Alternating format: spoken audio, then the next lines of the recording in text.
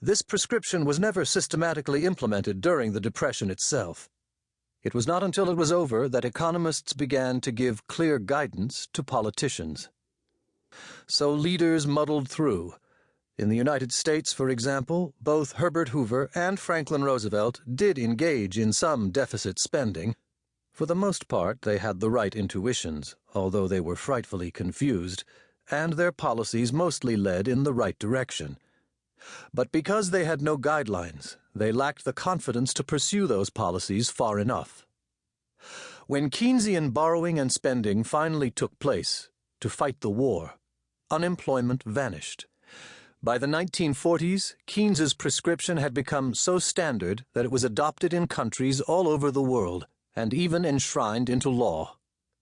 In America, the Employment Act of 1946 made the maintenance of full employment a federal responsibility.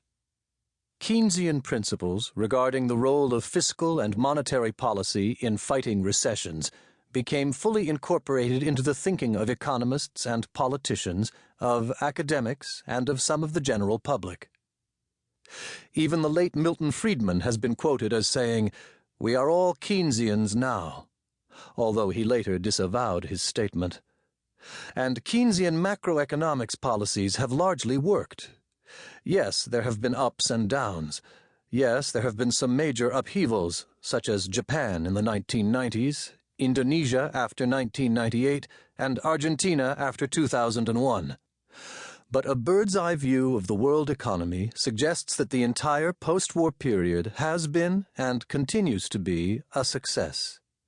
Country after country has maintained something like full employment, and now that China and India have moderated their socialist leanings, they too, with their vast populations, have begun to experience economic prosperity and growth. But beyond the usefulness of deficit finance to get out of recessions, another more fundamental message of the general theory was cast aside. This was Keynes's deeper analysis regarding how the economy works and the role of government within it. In 1936, when the general theory was published, on one end of the political economic spectrum were those who thought that the old pre-Keynesian economics had gotten it right. According to this classical economics, private markets, of their own accord and with no government interference, would, as if by an invisible hand, assure full employment. According to the classical logic in its simplest form, if a worker was willing to work for less than she was able to produce, an employer could make a profit by giving her a job. The folks with these views urged the balancing of budgets and insisted on minimal government regulation. On the other end of the spectrum in 1936 were the socialists. They thought that recovery from the joblessness of the 1930s could be accomplished only if the government took over business.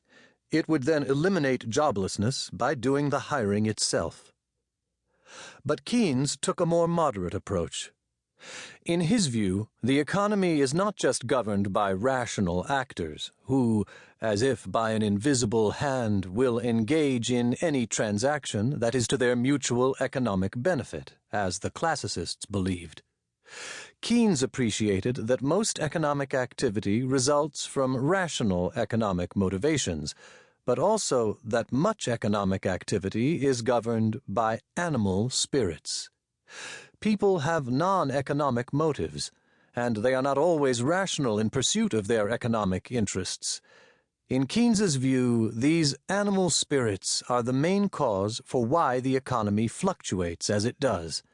They are also the main cause of involuntary unemployment. To understand the economy, then, is to comprehend how it is driven by the animal spirits.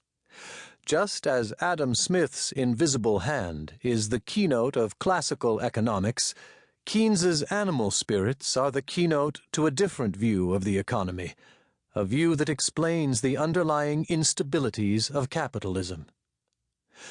Keynes's claim about how animal spirits drive the economy brings us to the role of government.